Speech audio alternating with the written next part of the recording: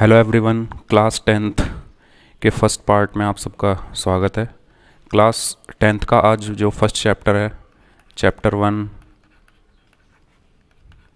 जिसका नाम है real numbers.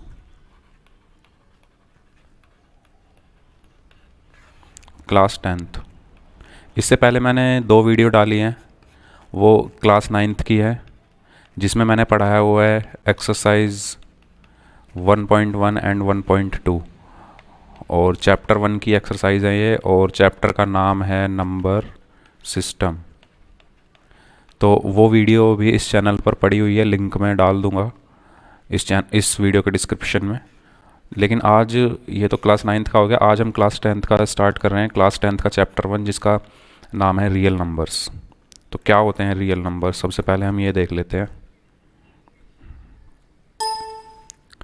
Sorry, real numbers क्या होते हैं।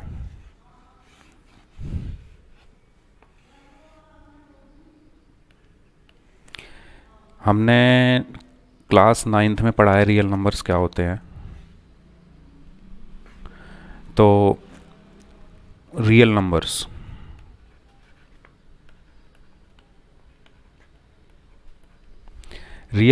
वो नंबर्स होते हैं which can be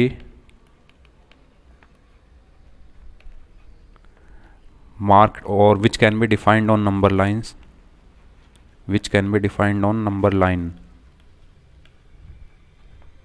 first point. Second point, real number जो होते हैं वो रैशनल नंबर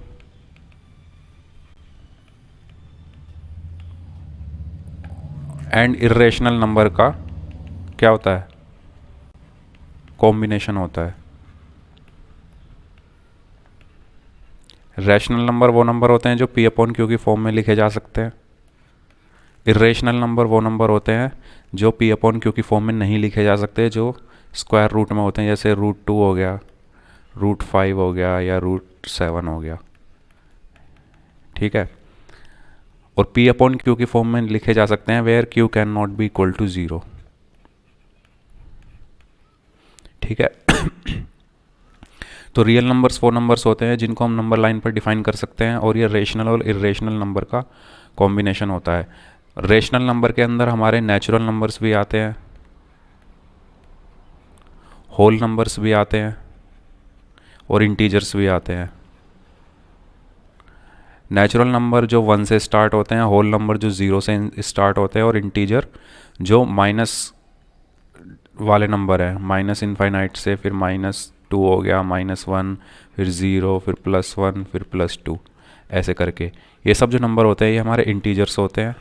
ये हमारे होल नंबर्स होते हैं जो 0, 1, 2 से लेकर इनफाइनाइट तक जाते हैं, और जो नेचुरल नंबर होते हैं वो 1 से लेकर इनफाइनाइट तक जाते हैं। ये सभी नंबर हमारे क्या होते हैं, रेशनल नंबर होते हैं।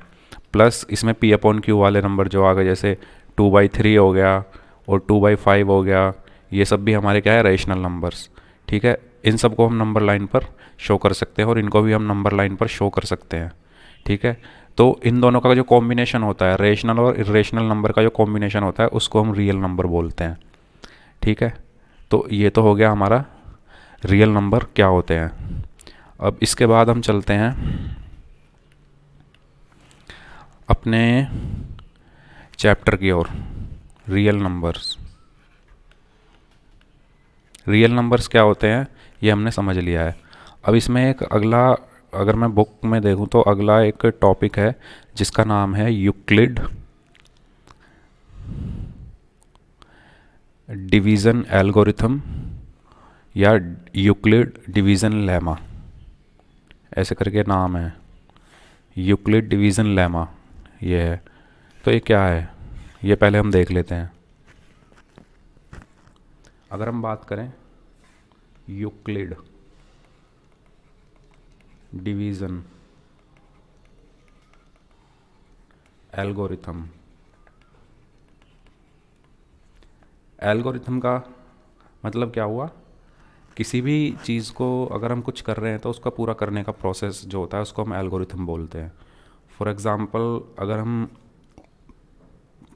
टी बना रहे हैं, चाय बना रहे हैं, तो उसमें हमने क्या क्या स्टेप किए, पहले पानी लिया आया, उसमें फिर चाय की पत्ती, चीनी, दूध, ये सब डाला। तो स्टेप बाय स्टेप हम हर चीज़ करते हैं, तो वो उस पूरे प्रोसेस को बोलते हैं हम एल्गोरिथम। मैथमेटिकल वे में समझें तो जैसे हम किसी नंबर को डिवाइड करते हैं, जैसे 23 है, इसको मुझे 3 से डिवाइड करना है, तो इसमें कैसे डिवाइड करते हैं, 3 7 जा 21, फिर 2 रिमाइंडर बचता है। ठीक है, अगर यहाँ कोई और नंबर है फॉर एग्जांपल यहाँ 1 है, यहाँ पे फिर 1 हम लिख लेते हैं और 3 7 जा 21, ठीक है, और ये रिमाइंडर 0 बचता है। तो ये जो पूरा प्रोसेस होता है डिवीज़न का,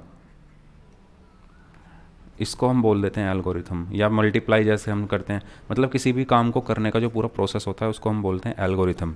उसके बाद है डिवीज़न। डिवीज़न मतलब डिवाइड करना, जैसे हमने यहाँ पे डिवाइड किया। और यूक्लिड जो है वो साइंटिस्ट का नाम है जिसने ये एल्गोरिथम दी। ठीक है, तो इस टर्म का मतलब ये है। एक टर्म और इसमें यूज़ होती है, वो होती है लेमा। इसका मतलब क्या होता है? इसका मतलब होता है कि हमारे पास अगर कोई स्टेटमेंट है या हमारे पास कुछ है जो प्रूफ हो चुका है और उसकी हेल्प से हम कोई दूसरी स्टेटमेंट बनाए या कुछ और प्रूफ करें, उसको बोलते हैं हम लेमा। इस प्रोसेस को, अगर हमारे पास कोई स्टेटमेंट प्रूव्ड है या हमारे पास कोई स्टेटमेंट है जैसे ये प्रूव्ड है, इसकी हेल्प से हम कोई दूसरी स्टेटमेंट को प्रूव कर दें, इस प्रोसेस को बोलते हैं लेमा। ठीक है, वो तो यूक्लिड डिवीज़न एल्गोरिथम और लेमा, ये दो टर्म्स हैं, ये समझ में आ गई होंगी। अब हम चलते हैं न्यू। अब दो चीज़ें हैं वो समझ लेते हैं एक्सरसाइज पे चलने से पहले, क्योंकि वो एक्सरसाइज में बहुत काम आएंगी। तो फॉर एग्ज़ाम्पल एक नंबर है 7, मैं उसको 3 से डिवाइड कर रहा हूँ, तो क्या होगा, 3 2 जा 6 और रिमाइंडर बचा 1। ठीक है, इसको हम क्या बोलते हैं? इसको बोलते हैं हम डिवीज़र। इस नंबर को हम क्या बोलते हैं जिसको डिवाइड किया जा रहा है? डिविडेंड। और डिवाइड होने के बाद जो यहाँ पर आता है उसको बोलते हैं हम क्वोशेंट। और ये जो 1 है इसको हम बोलते हैं रिमाइंडर। पहली चीज़ जो हमारा रिमाइंडर होगा, इसको अगर मैं स्मॉल r बोल दूँ, ठीक है, जो हमारा रिमाइंडर होगा वो हमेशा यहाँ पे जो नंबर है उससे छोटा ही होगा। फॉर एग्ज़ाम्पल जैसे मैं यहाँ पे 4, फॉर एग्ज़ाम्पल यहाँ पे 4 आ जाता, तो एक बार और डिवाइड करते हैं हम। जैसे यहाँ पे 10 है, 10 को मैं 100 है, ठीक है, इसको मैं डिवाइड कर दूँ, या चलो 10 ही ले लेते हैं, इसको मैं डिवाइड कर दूँ 2 से, पूरा डिवाइड हो रहा है ये। लेकिन फॉर एग्ज़ाम्पल हमने इसको पूरा डिवाइड ना करके 4 से किया, तो रिमाइंडर क्या बचा? 2 बचा। तो 2 क्या है, छोटा है इससे? नहीं, इक्वल है। इक्वल है इसका मतलब हमें एक साइकिल और चलना पड़ेगा, यानी कि हमें 2 5 जा चलना पड़ेगा 10, और उसके बाद रिमाइंडर 0 आ गया। रिमाइंडर 0 आते ही ये 2 से छोटा है, तो आगे डिवाइड नहीं होगा। तो मैं सिर्फ ये बोलना चाह रहा हूँ कि जो ये हमारा रिमाइंडर है ये हमेशा, और अगर मैं इसको बोल दूँ 0 से तो बड़ा होगा या 0 के इक्वल होगा, लेकिन किससे छोटा होगा? जो हमारा डिवीज़र है, डिवीज़र से छोटा होगा। ये लाइन बहुत इंपॉर्टेंट है, क्योंकि एक्सरसाइज 1.1 में एक दो क्वेश्चन ऐसे हैं जो इसी चीज़ से होंगे, इस स्टेटमेंट से होंगे। और स्टेटमेंट ये है कि जो रिमाइंडर होता है वो हमारा या तो 0 होगा या फिर 0 से बड़ा होगा, और हमेशा जिससे हम डिवाइड कर रहे हैं उससे छोटा होगा। यानी या तो अगर यहाँ पर 3 है फॉर एग्ज़ाम्पल, तो या तो रिमाइंडर 0 आना चाहिए या 1 आना चाहिए या 2 आना चाहिए, 3 से छोटा ही होगा या फिर 0 के इक्वल होगा। आया समझ में? ये मैं क्या बताना चाह रहा हूँ? मैं ये बताना चाह रहा हूँ कि जो भी हमारा रिमाइंडर आता है वो जिससे हम डिवाइड कर रहे हैं, जिसको हम डिवीज़र बोलते हैं, उससे स्मॉलर होता है या ज़ीरो के इक्वल होता है, इक्वल टू ज़ीरो होता है। ठीक है, तो ये हमारी हो गई फर्स्ट स्टेटमेंट, स्टेटमेंट 1, कि जो हमारा रिमाइंडर होगा वो हमेशा ज़ीरो से तो बड़ा होगा या ज़ीरो के इक्वल होगा, लेस देन होगा जो हमारा डिवीज़र होगा उससे। स्टेटमेंट 2 क्या है? स्टेटमेंट 2 ये है कि मान लिया हमसे बोला गया कि कोई नंबर है जिसको 3 से डिवाइड किया जा रहा है, उसका क्वोशेंट 2 है और जो रिमाइंडर आ रहा है वो 1 आ रहा है, तो वो नंबर बताओ क्या होगा? वो नंबर n अगर मैं मान लूँ तो n की वैल्यू बताओ क्या होगा? तो अगर हम यहाँ पर चलें इस क्वेश्चन के हिसाब से, तो हमें क्या दिख रहा है कि 3 से डिवाइड करने पर 2 क्वोशेंट आ रहा है, तो 3 2 जा यहाँ पे 6 आया होगा, और जब यहाँ पे फिर माइनस करके हमारा रिमाइंडर 1 बचा होगा, तो यहाँ पे नंबर क्या होना चाहिए? 7 होना चाहिए ना, तभी तो रिमाइंडर 1 बचेगा। ठीक है ना? अगर कोई नंबर हमें नहीं पता, ये n है, ठीक है, उसको मैं 3 से डिवाइड कर रहा हूँ, क्वोशेंट 2 आ रहा है और रिमाइंडर 1 आ रहा है, तो नंबर क्या होगा? तो कैसे हम पता लगा सकते हैं कि 3 है, यहाँ पर 2 है, तो ऑब्वियस सी बात है यहाँ पे 6 आया होगा, और अगर यहाँ पे 1 आ रहा है रिमाइंडर, तो यहाँ पे क्या हुआ होगा? n की वैल्यू यहाँ पे 7 हुई होगी। तो इस प्रोसेस से हमें क्या पता चलता है? इस प्रोसेस से हमें ये पता चलता है कि ये जो हमारा नंबर है n, वो इक्वल टू क्या होगा? जो हमारा डिवीज़र होगा उसकी मल्टीप्लाई अगर मैं क्वोशेंट से कर दूं और उसको मैं फिर रिमाइंडर ऐड कर दूं, तो वो नंबर आ जाएगा। जैसे यही क्वेश्चन है कि हमें पता है कि डिवीज़र 3 है, ठीक है, रिमाइंडर या क्वोशेंट की वैल्यू हमें 2 है, रिमाइंडर हमारा 1 है, तो नंबर क्या होगा? इस फॉर्मूले में अगर हम रख दें तो नंबर हमारा क्या होगा? डिवीज़र हो गया 3, क्वोशेंट हो गया 2, रिमाइंडर हो गया 1, तो नंबर हमारा क्या आया? 7। यही हमारा नंबर है। तो हमारा जो डिविडेंट होता है, सॉरी डिविडेंट जो होता है हमारा, वो होता है divisor into quotient plus remainder. ये हमारी दूसरी स्टेटमेंट है, स्टेटमेंट 2। तो ये दो चीज़ें हमें याद रखनी है। और अब हम चलते हैं एक्सरसाइज पे। ठीक है, तो एक्सरसाइज पे हम चल लेते हैं। एक्सरसाइज 1.1 पहला क्वेश्चन,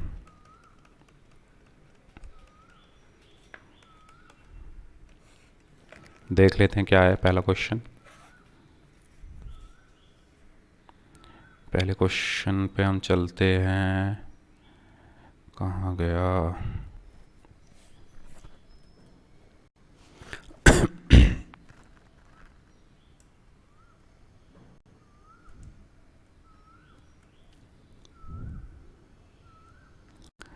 ये हो गई हमारी एक्सरसाइज 1.1 स्टार्ट, जिसका पहला क्वेश्चन है ये, use Euclid's division algorithm to find the HCF of 135 and 225, sorry 196 and 38220, 867 and 255। तीन है, तीन में से दो क्वेश्चन मैं बताता हूँ। पहला क्वेश्चन 135 एंड 225 का हमें HCF निकालना है बाय यूजिंग क्या? Division, Euclid's division algorithm. 135 and 225 using Euclid's division theorem. इसका यूज़ करके हमें HCF निकालना है इसका। तो HCF कैसे निकालेंगे? सबसे पहले हम देखेंगे ये जो हमें दो नंबर दिए हुए हैं, इसमें से नंबर जो बड़ा नंबर कौन सा है? 135 और 225 में से 225 नंबर क्या है? ये नंबर बड़ा है। ठीक है, तो जो नंबर बड़ा है उसको डिविडेंट रखेंगे और जो नंबर छोटा है उसको डिवीज़र रखेंगे। ठीक है,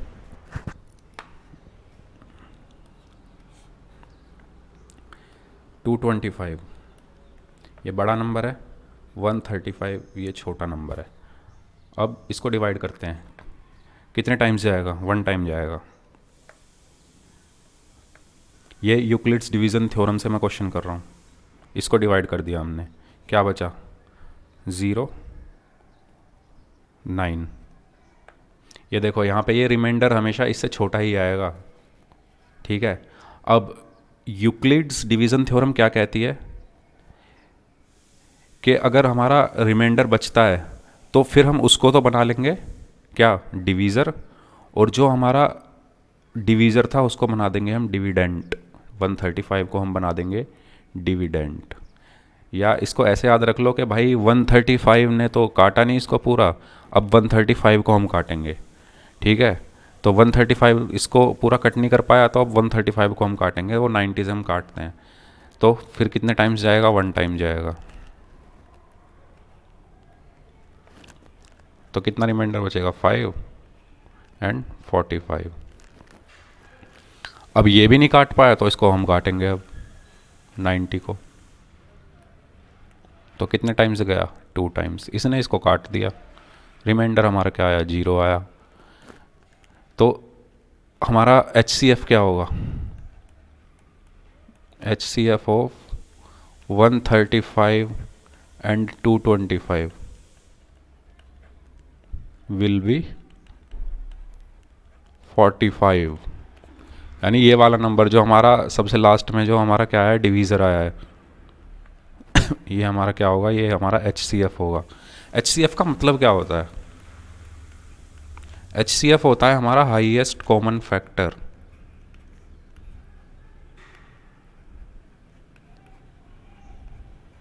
अगर मेरे पास दो नंबर हैं, फॉर एग्ज़ाम्पल मेरे पास है 16 और मेरे पास है 8, अगर मैं इसके फैक्टर करूँ तो क्या आएंगे? 2 इंटू 2 इंटू 2 इंटू 2, ये 4 आए, ठीक है। फैक्टर क्या होता है? जो भी नंबर किसी नंबर को पूर्ण कंप्लीटली डिवाइड करता है तो वो नंबर जो होते हैं उसके फैक्टर होते हैं। फॉर एग्जांपल जैसे 2 है, 2 16 का फैक्टर है। ऐसे ही इसमें अगर मैं बात करूं, यहाँ पे 8 की बजाय अगर मैं ले लूँ, क्या लूँ? 12 ले लिया मैंने, ठीक है।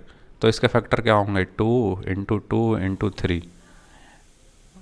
ये इसके फैक्टर हो गए, ये इसके फैक्टर हो गए, फैक्टर, ठीक है। अब कॉमन, कॉमन देखो इसमें क्या है?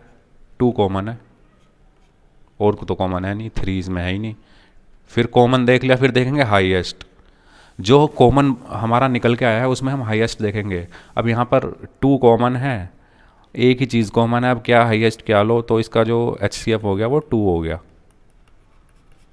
समझ में आया? Highest common factor. फैक्टर करने के बाद कॉमन फैक्टर हम देखेंगे, कॉमन फैक्टर में फिर हाईएस्ट फैक्टर देखेंगे, वो उसका HCF होगा। ये होता है हमारा HCF का मतलब, ठीक है। चलिए अब चलते हैं हम सेकंड क्वेश्चन पे। HCF का मतलब समझ में आ गया होगा। सेकंड क्वेश्चन है हमारा ये 196 38220। 196 और 196 38220, इसका हमें HCF निकालना है। सबसे पहले क्या देखेंगे?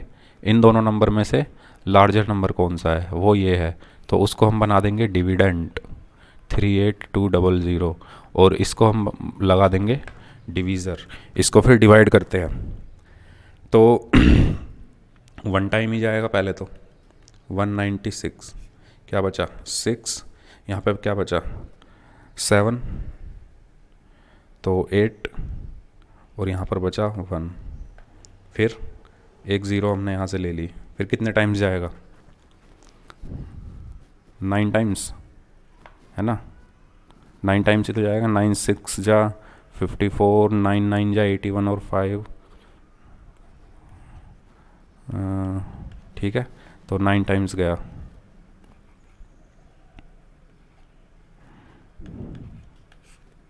ये बचा 6, यहाँ पे क्या बचा? 5 9, ठीक है। और ये फिर उसके बाद एक 0 और बची, कितने टाइम्स जाएगा ये? 5 टाइम्स चला जाएगा। 5 6 30 एंड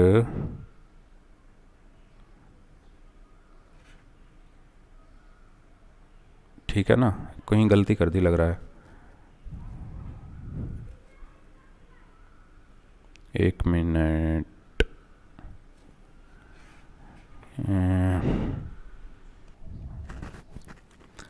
यस, तो हमने यहाँ पे क्वेश्चन ही गलत लिख दिया है। 38220 है ये, यहाँ पर 2 आएगा,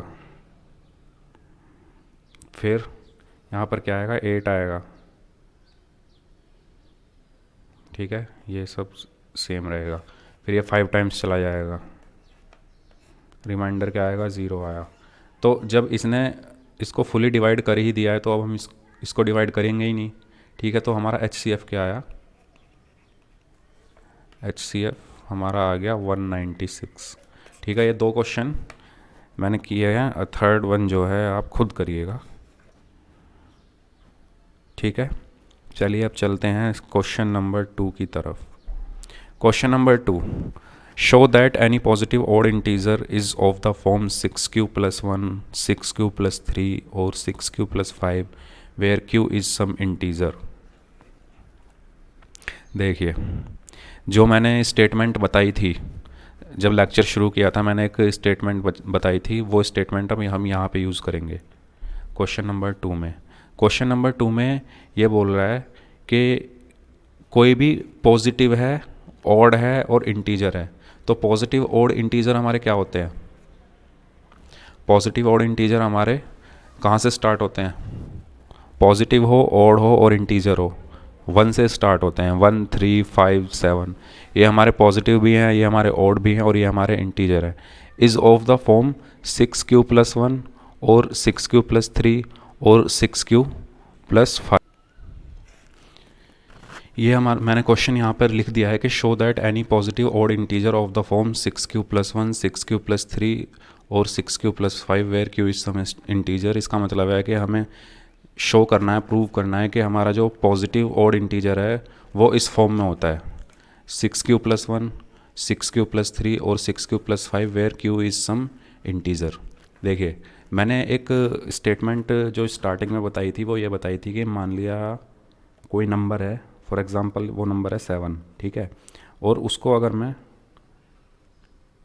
3 से डिवाइड करूं, या 7 ना मान के मैंने ये नंबर n मान लिया। ठीक है, यहाँ पे बता देता हूँ मैंने एक नंबर माना n और उसको अगर मैं 3 से डिवाइड करूँ, हमसे बोला जाए कि डिवीज़र जो है वो 3 है और जो क्वोशेंट है उसका 2 है और नंबर का जो रिमाइंडर है वो 1 है, तो n क्या होगा, ये मैंने बताया था ना। तो हम कैसे पता करते थे कि यहाँ पर तो 6 आया होगा, जब यहाँ पे 2 है तो 3 2 या 6, और जब यहाँ पे माइनस करके 1 आ रहा है तो यहाँ पर क्या हुआ होगा, 7 हुआ होगा। तो n की वैल्यू 7 आई होगी। और n हमने निकालने का फिर फॉर्मूला हमने देखा था, वो ये था कि अगर हम इसको इससे मल्टीप्लाई कर दें, यानी कि डिवीज़र को अगर हम क्वोशेंट से मल्टीप्लाई कर दे और उसमें फिर रिमाइंडर ऐड कर दे, 3 × 2 6, 6 + 1 7, तो 7 ही तो आया। ठीक है, तो अगर उसमें हम रिमाइंडर ऐड कर दें तो ये हमारा एक फार्मूला निकल के आया था, इसी का यूज़ हो रहा है यहाँ पे। अगर हम ध्यान से देखें तो ये नंबर है जैसे 6q + 1, q तो क्वोशेंट है, ये देखिए। ठीक है, यहाँ पे मैं नंबर मान लेता हूँ कोई भी, n है। ठीक है, इस नंबर का हमें पता नहीं है कौन सा नंबर है, वही इसने पूछा है कि any positive odd integer is of the form 6q + 1। ठीक है, तो ये क्या है, हमारा क्वोशेंट है, ये हमारा क्या है, रिमाइंडर है। और हमने एक चीज़ और पढ़ी थी एक स्टेटमेंट में कि जो हमारा रिमाइंडर होगा वो हमेशा किससे, ज़ीरो, या तो ज़ीरो के इक्वल होगा या ज़ीरो से बड़ा होगा, लेकिन किससे किससे छोटा होगा, डिवीज़र से छोटा होगा।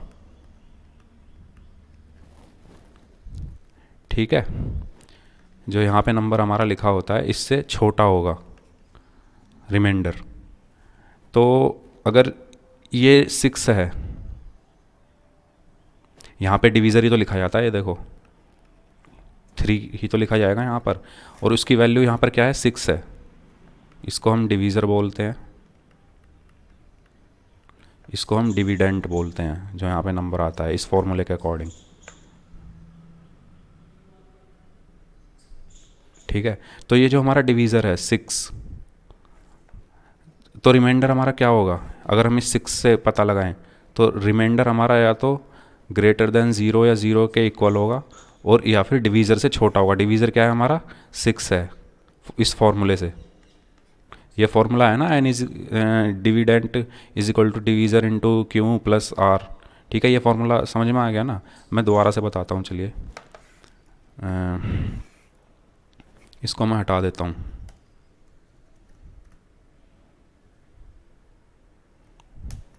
इसको मैं पूरे को रबर की हेल्प से सारा हटा के मैं दोबारा से ये बताता हूँ, क्योंकि यहाँ पे थोड़ा ये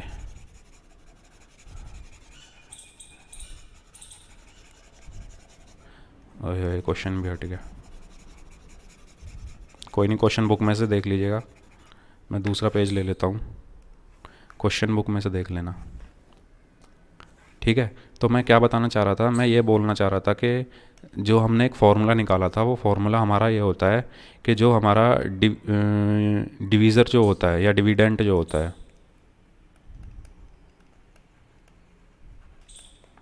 वो हमारा divisor into quotient plus remainder ये होता है। ठीक है, अब क्वेश्चन में हमें क्या दिया हुआ है 6q प्लस 1, यानी हमें पता चलेगा डिवीज़र क्या होगा 6 होगा।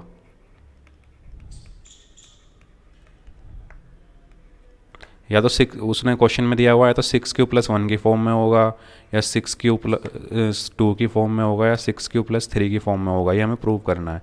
ठीक है, तो इसमें तीनों में ही जो हमारा पहला जो लेटर है वो 6 ही है, पहला जो नंबर है वो 6 ही है। तो डिवीज़र हमारा क्या हो गया, डिवीज़र हमारा 6 हो गया। ठीक है, डिवीज़र 6 होने का मतलब क्या हुआ कि हमारा रिमाइंडर जो होगा या तो वो 0 के इक्वल होगा, या 0 से बड़ा होगा, या 6 से छोटा होगा। यानी हमारा रिमाइंडर क्या हो सकता है, या तो 0 हो सकता है, या 1 हो सकता है, या 2 हो सकता है, या 3, या 4, या 5। इसका मतलब यही तो हुआ, ये स्टेटमेंट स्टार्टिंग में हमने पढ़ी थी ना कि जो हमारा रिमाइंडर होता है वो या तो 0 होगा, या 0 से बड़ा होगा, और जो हमारा डिवीज़र होगा उससे छोटा होगा। तो इस सिचुएशन के अकॉर्डिंग हमारे रिमाइंडर ये हो सकते हैं। अगर हमारा रिमाइंडर ये है तो हमारे नंबर क्या क्या हो सकते हैं, नंबर या तो हमारा क्या होगा, अगर रिमाइंडर 0 है तो 6q प्लस 0 यानी कि 6q, या 6q प्लस 1, या 6q प्लस 2, या 6q प्लस 3, 6q प्लस 4 और 6q प्लस 5। रिमाइंडर 5 तक है ना, मैंने बस इस फॉर्मूले में रखा है divisor into quotient plus remainder में। तो डिवीज़र हमारा 6 है, क्वोशेंट हमें पता नहीं, रिमाइंडर अगर 0 है, या 1 है, या 2 है, या 3 हमें पता नहीं है क्या है। ठीक है, अब अगर इसमें हम देखें 6q में, अगर मैं इसमें से 2 कॉमन ले लूँ तो क्या बचेगा 3q। इसमें से कुछ कॉमन नहीं आ सकता, तो ये ऐसे ही रहेगा। इसमें से अगर मैं 2 कॉमन ले लूँ तो क्या बचेगा 3q प्लस 1। इसमें से कुछ कॉमन नहीं आएगा 6q प्लस 3 में से। 6q प्लस 4 में से अगर 2 कॉमन ले लूँ तो क्या बचेगा 3q प्लस 2, और इसमें से कुछ भी कॉमन नहीं आएगा। ये वाली स्टेटमेंट, ये वाली स्टेटमेंट और ये वाली, इसमें देखो 2 से मल्टीप्लाई हो रहा है, इसमें भी 2 से मल्टीप्लाई हो रहा है, इसमें भी 2 से मल्टीप्लाई हो रहा है, और इसमें भी 2 से मल्टीप्लाई हो रहा है। तो अगर हम किसी नंबर में, चाहे वो नंबर इवन हो या ऑड हो, उसमें अगर 2 से मल्टीप्लाई कर दे तो हमारा नंबर इवन ही आएगा। फॉर एग्जांपल अगर मैं 1 में 2 की मल्टीप्लाई करूँ तो 2 आएगा, 2 में 2 की मल्टीप्लाई करूँ तो 4 आएगा, 2 में 3 की मल्टीप्लाई करूँ तो 6 आएगा, 2 में 4 की मल्टीप्लाई करूँ तो 8 आएगा, 5 में करूँ तो 10 आएगा। ठीक है, अब देखो ये नंबर क्या है, ऑड है। ऑड नंबर में मैंने 2 की मल्टीप्लाई करी तो नंबर इवन आया, फिर ये नंबर फिर से ऑड हो गया, ऑड में फिर से मैंने 2 की मल्टीप्लाई करी तो नंबर इवन आया। तो इससे हमें क्या पता चल रहा है कि अगर हम किसी भी नंबर में 2 की मल्टीप्लाई कर दे तो वो नंबर इवन हो जाता है। अब इस नंबर में भी 2 की मल्टीप्लाई हो रही है तो नंबर इवन हो गया, इसमें 2 की मल्टीप्लाई हो रही है तो ये नंबर भी इवन हो गया, इसमें 2 की मल्टीप्लाई हो रहा है तो ये नंबर भी इवन हो गया। बचे ये 3 नंबर, कौन कौन से, 6 क्यूब + 1, 6 क्यूब + 3 और 6 क्यूब + 5, ये 3 नंबर बचे। अब अगर ये 3 नंबर इवन है तो ये 3 फिर क्या होंगे, नंबर या तो इवन हो सकता है या ऑड होगा। ठीक है, इवन तो ये है नहीं, इवन तो ये प्रूफ हो गए, ये 3 नंबर इवन है तो ये क्या हो गए हमारे ऑड नंबर हो गए, जो क्वेश्चन में हमें प्रूफ करने के लिए कहा गया है कि शो दैट, क्वेश्चन खोल लेते हैं।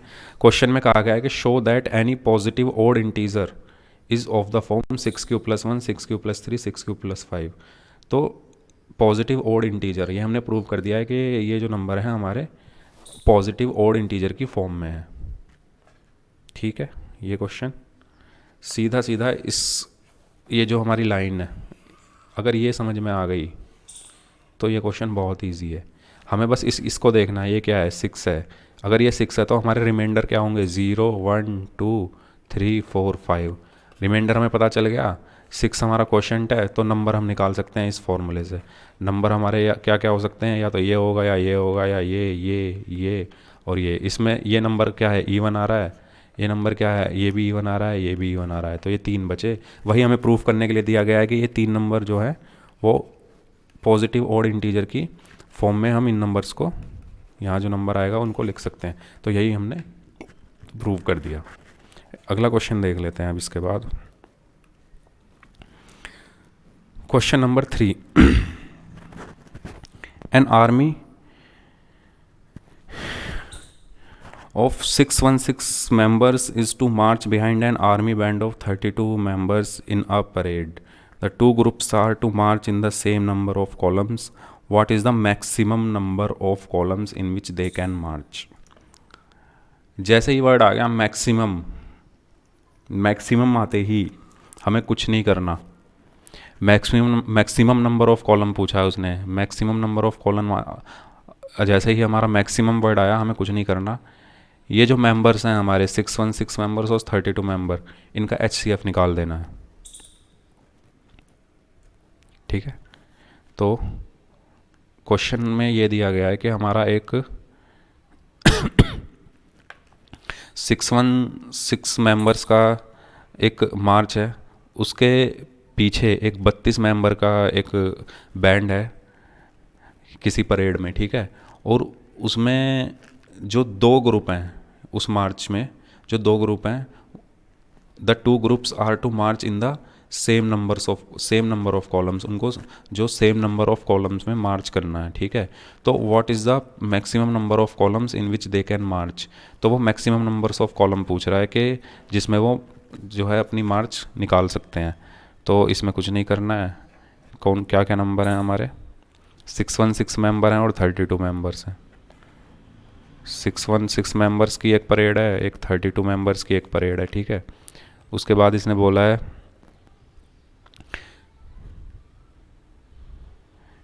616 मेंबर्स वाली जो परेड है उसको 32 वाले के पीछे जो है मार्च करना है। ठीक है, नेक्स्ट लाइन में ये बोला है the 2 groups are to march in the same number of columns, what is the maximum number of columns in which they can march. तो कुछ नहीं करना है इसमें, सिंपल HCF निकाल देना है, HCF ऑफ 616 और 32 का।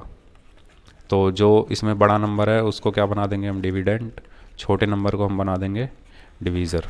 ठीक है, तो इसको डिवाइड कर दो अब, क्या 32 1s आर 32, 9 and 2, देन 6। ठीक है, तो यहाँ पे होगा 8 दूनी 16, 8 टाइम्स जाएगा, 8 2 16, 8 3 21, 9 टाइम्स जाएगा, 9 2 18, 9 3 27 एंड 1 28। तो ये बचा कितना, 8, और ये 8 ही बचा। फिर इस नंबर को अब डिवाइड कर देंगे तो 32, HCF क्या आया, 8। ठीक है, HCF 8 आया, HCF 8 आया, तो कितने हो सकते हैं मैक्सिमम नंबर ऑफ कॉलम्स, 8 हो सकते हैं। ठीक है, एक बार और निकाल के बता देता हूँ मैं। 616 को मैंने 32 से डिवाइड किया। ये जो यूक्लिड डिवीज़न फार्मूला था मैं उससे निकाल रहा हूँ। पहले इसको 1 टाइम्स गया, यहाँ पे बचा कितना 11 2 9 29 बचा। यहाँ से फिर 6 उठा लिया, फिर 9 टाइम्स ये गया, 9 2 ज़ा 18, 9 2 ज़ार 18, 9 3 ज़ार 27 एंड 1 28। कितना बचा? 8 बचा। ठीक है, रिमाइंडर 8 बचा रिमाइंडर। और फिर ये नहीं काट पाया तो अब इसको काट दो, तो 8 4 ज़ार 32। और ये जो नंबर होता है लास्ट में, जो सबसे लास्ट वाला जो डिवीज़र होता है उसको, वही हमारा HCF होता है। तो 8 कॉलम्स हमारे क्या होंगे जिसमें वो मैक्सिमम 8 कॉलम्स जिसमें वो एक साथ परेड कर सकते हैं। ठीक है, ये हमारा हो गया क्वेश्चन नंबर कौन सा? Question number 3।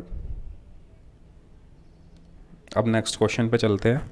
नेक्स्ट क्वेश्चन है, use Euclid's division lemma to show that the square of any positive integer is either of the form 3m और 3m+1 for some integer m।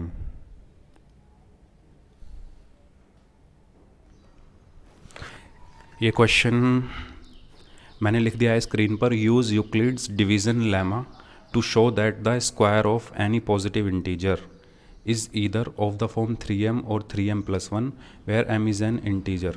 ये उसी तरीके का क्वेश्चन है जैसे हमने क्वेश्चन नंबर अभी किया था। कौन सा क्वेश्चन था वो? 6 वाला, 6q+1 वाला सेकंड क्वेश्चन। इसमें पॉजिटिव ऑड इंटीजर पूछा है। इसमें कहा गया है square of any positive integer, square of any positive integer. देखिए सेम ऐसे ही है ये क्वेश्चन भी। हमें सबसे पहले ये देखना है सॉल्यूशन में फॉर्म कौन सी दी हुई है, is of the form of 3m और 3m+1। इनकी जो स्टेटमेंट्स है वो जो आपके टीचर्स जैसे लिखा रहे हैं ना क्लास में, स्टेटमेंट ऐसी लिख दीजिएगा। मैं इसको बस समझा रहा हूँ इसको पूरा खोल के। ठीक है, अब जैसे बोला गया है कि ये इस फॉर्म में होगा, 3m की फॉर्म में होगा या 3m+1 की फॉर्म में होगा। अब वही हमारा जो फॉर्मूला होता है कौन से वाला, वही n इक्वल टू, या क्या बोलते हैं इसको, डिविडेंट इक्वल टू क्या होता है, divisor into quotient plus remainder. देखो क्या लिखा हुआ है ये 3m और 3m+1। 3m को मैं क्या लिख सकता हूँ, 3m+0 भी लिख सकता हूँ। अगर मैं इससे कंपेयर कर दूँ 3m+0 को तो मुझे पता चल गया क्या डिवीज़र क्या है मेरा, 3 है। अगर डिवीज़र 3 है तो मेरे रिमाइंडर क्या क्या हो सकते हैं, 0 1 या 2। ठीक है, यही तो रिमाइंडर हो सकते हैं क्योंकि रिमाइंडर हमेशा क्या होते हैं, इक्वल टू और ग्रेटर देन 0 और लेस देन डिवीज़र। डिवीज़र क्या है हमारा, 3 है। डिवीज़र अगर 3 है तो रिमाइंडर हमारे क्या हो सकते हैं, या तो 0 होगा या इससे बड़ा फिर 0 1 2। और डिवीज़र अगर हमारा 3 है तो 3 से पहले ही ख़त्म हो जाएगा 2, तो 0 1 और 2। अगर रिमाइंडर हमारे 0 1 और 2 है तो नंबर हमारे क्या क्या हो सकते हैं, नंबर या तो हमारा होगा 3m+0, या फिर होगा 3m+1, या फिर होगा 3m+2। ठीक है, लेकिन यहाँ पे अब क्या बोला गया है, square, square of any positive integer. अब इनका स्क्वायर कर दो तो दोनों साइड, तो n स्क्वायर अगर मैं पहले वाले का करूँ तो क्या होगा, 3m का होल स्क्वायर या 9m स्क्वायर, यही होगा। अगर मैं इसका कर दूँ, अगर मैं इसको n1 बोल दूँ, इसको n2 बोल दूँ, इसको n3 बोल दूँ, तो n1 का हो गया ये। अब n2 का स्क्वायर क्या होगा, 3m+1 का होल स्क्वायर, तो 9m square plus 6m+1, a+b का होल स्क्वायर का फॉर्मूला खोला है मैंने। और अगर मैं n3 का स्क्वायर कर दूँ तो 3m+2 का क्या होगा, होल स्क्वायर। क्या होता है फॉर्मूला, यहाँ आ जाएगा हमारा 9m स्क्वायर प्लस 2 3 जा 6 2 जा 12m प्लस क्या 4। ठीक है, इसको मैं हटा देता हूँ रबर की हेल्प से, ये वाला, ये फॉर्मूला जो मैंने लिखा था। ठीक है, ये समझ में आ गया होगा।